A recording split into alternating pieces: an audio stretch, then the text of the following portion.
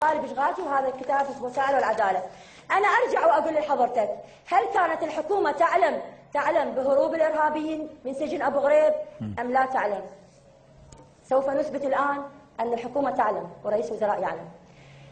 هذه ثلاث برقيات سريه وفوريه. طبعا انا احطيك، هم دائما يعلقوا، طبعا عندي عشرات الكتب من وزاره العدل وزاره بس والله رجعيها للكاميرا، رجعيها على الكاميرا دكتور، رجعيها على الكاميرا. على سبيل المثال ليش حصل؟ رجعيها على الكاميرا حتى تبين، يعني حتى واحد خاف يقول لك هاي بس اوراق. ثلاثه، هذني ثلاثه. ايه نعم. لا انا اجيب لك بعد ما وزاره العدل بها رقم وبها توقيع. طيب. انا بس حتى اقرا لك اياها على السريع لان اخاف الوقت يدركني. نعم. واترك لك اياها. نعم. طبعا هم شو يقولون؟ يقولون دائما يقولون انه احنا ما عندنا معلومه استخباريه. انا اثبت لك انه بالعكس معلوماتنا الاستخباريه يجوز افضل من المعلومات الاستخباريه الامريكيه لدى امريكا، وهنالك رجال ابطال قادرين على انه يجيبون لنا معلومات استخباريه. شوف حضرتك، سريه وفوريه. تاريخ 2/7/2013 اكرر، هروب سجناء ابو غريب كان في 21/7/2013. انا بس الصوت يرجع لي.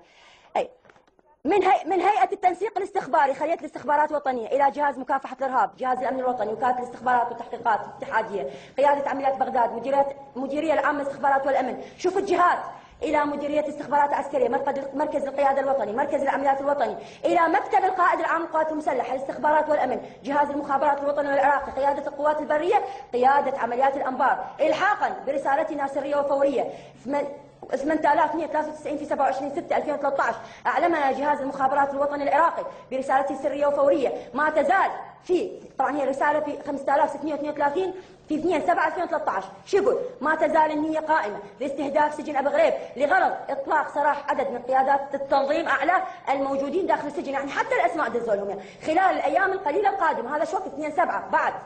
تفضل. 17/7 اكرر للشعب العراقي، هروب سجناء من ابو غريب كان 21/7.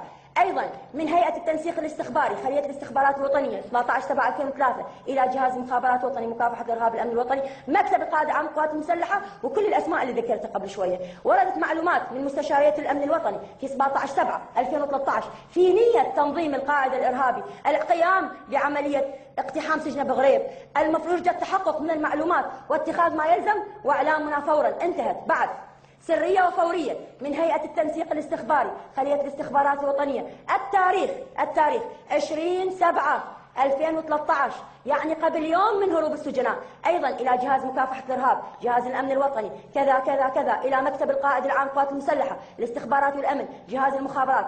رساله جهاز المخابرات الوطني العراقي السريه والفوريه 6153 في 20/7 ينوي تنظيم القاعد الإرهابي في محافظة بغداد تنفيذ عملية إرهابية يستهدف فيها سجن التاجي أو سجن أبو غريب أو أحد المواقع الحكومية عن طريق، حتى اللي شو راح يستهدفون قالوا لهم إياه وبالفعل صارت، عن طريق قنابر الهاون، عجلات مفخخة، الأحزمة الناسفة، خلال شو وقت الساعات القليلة القادمة. أكرر للشعب العراقي في 20/7 والهروب صار 21/7. شو تقول البرقيه من هيئه التنسيق الاستخباري؟ تقول في خلال الساعات القليله القادمه يرجى التحقق من المعلومات، اتخاذ ما يلزم فورا. هذه هي البرقيه. وطبعا هاي مو بس هذه، هاي هناك كتب من وزاره العدل وايضا الداخليه. اذا يا ولي الدم، كيف سمحت لهؤلاء بالهروب؟ ولماذا تركت وتنازلت عن دمائنا؟ بالتالي طيب اليوم السيد المالكي قد فشل فشلا